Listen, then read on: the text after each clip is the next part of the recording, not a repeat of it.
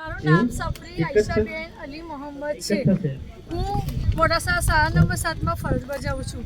મારું ઇનોવેશનનું શીર્ષક છે એફએન બાળકોને પીરિયડ બાળકોને રમત અને ગમત સાથે જ્ઞાન. અમારે બાળકોને શાળામાં બોલાવવા હોય ઘરે બોલાવીએ, સંમેલન આપી અને ફોન કરીને બોલાવીએ તો મેં એક વાર્તાનું પપેટ બનાવ્યું છે. જો અહીંયા એક વાર્તા છે કે બાળકોને આપણે આપીએ કે ભાઈ આપણે વાંદરા અને મગરની વાર્તા કહીએ કે ભાઈ એક નદી છે, એ નદીમાં એક મગર હતો. મગરને બહુ ભૂખ લાગી હતી. એને થયું કે અહીંયા તો જાંબુનું ઝાડ છે, મને કઈ રીતે ખાવા મળે.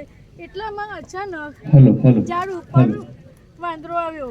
વાંદરો ખાધો તો આ રીતે બંનેની દોસ્તી થઈ.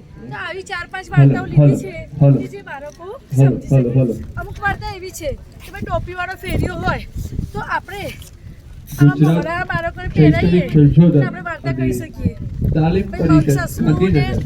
જિલ્લા શિક્ષણ તાલીમ ભવન મોડાસા આયોજિત 11મા જિલ્લા કક્ષાના એજ્યુકેશનલ ઇનોવેશન ફેસ્ટિવલમાં આપ સૌનું હાર્દિક સ્વાગત છે.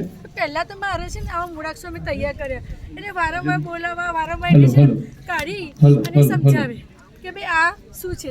એના પછી આપણે છે ને આવા ચોખ્ઠા બનાવી દેવાના અને આપણે આવા કક્કાના જે મોરા બનાવી ને જાતે લખે. તે પ્રમાણે આપણને ખબર પડે કે બાળકોને મોરા કે ભાઈ એને મૂળાક્ષરની સમજ પડે છે. એના પછી આપણી પાસે આવા નમગજ શીખવાડ્યું. આપણે નમગજ શીખવાડ્યું હોય અને એને આવડ્યું કે ના આવડ્યું એ પ્રમાણે આપણે આવા શબ્દો બનાવ્યા છે. પછી બાળકોને કહીએ કે તું આ મૂળાક્ષર પ્રમાણે ગોઠવી દે અને આ મૂળાક્ષરમાં ગોઠવી દે, પછી વાંચી લે અને લખી લે તો આપણને ખ્યાલ આવી જાય કે બાળકો નમગજ શીખી ગયું. એ પછી એના પછી આપણે એક મૂળાક્ષર લેતા જઈએ. પણ મારી પાસે અંક ઉપરથી શબ્દો છે કે ભાઈ અંક લખ્યા છે અને નીચે શબ્દો લખ્યા છે. હવે મારી પાસે આવું છે, આવા કાર્ડ બનેલા છે કે 25, 22 અને 5.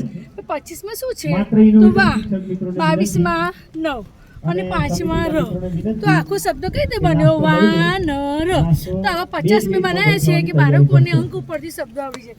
ત્યાર પછી છે જોડાક્ષર શબ્દો. આ બાળકોને આપણે જોડાક્ષર બોલા કરીએ તો બાળકોને ખ્યાલ ના આવે. પણ આવું મટીરિયલ બનાવ્યું હોય અને આપણે બાળકોને કહીએ કે ભાઈ ચશ્મા, પણ જો આપણે કાનો આમ દબાવી દઈએ તો બાળકોને ખ્યાલ આવી જાય કે આ ચશ્મામાં આવું શબ્દ છે.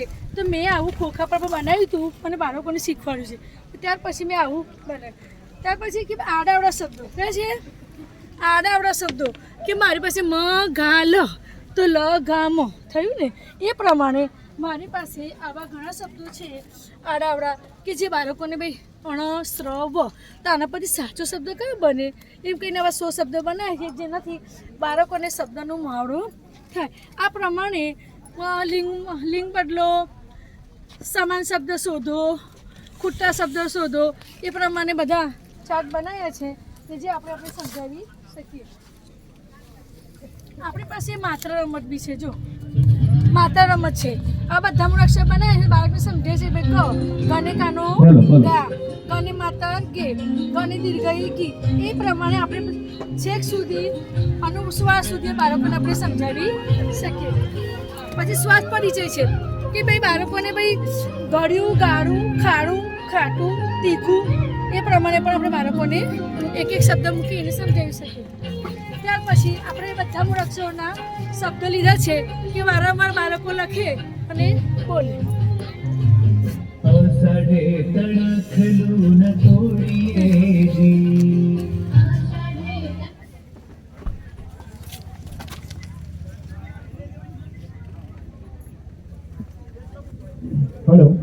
પછી આવા મૂળાક્ષરો કે બે બાળકોને આપણે બેસાડીએ કે બંને મૂળાક્ષરો કાઢી નાખીએ, તેમ બંને ગોઠવો, બોલતા જાઓ ન મ ગ જ રસ દ વ અ બ ક છ. તે પ્રમાણે જે વહેલા ગોઠવે એને વિજેતા ગણાવીએ. તો બાળકોને આવી રમત દ્વારા બાળકો શાળામાં આવતા થાય અને ભાષા શિક્ષણ મેળવે અને શ્રવણથી કઠણ સુધી બાળકોને આવડી શકે છે.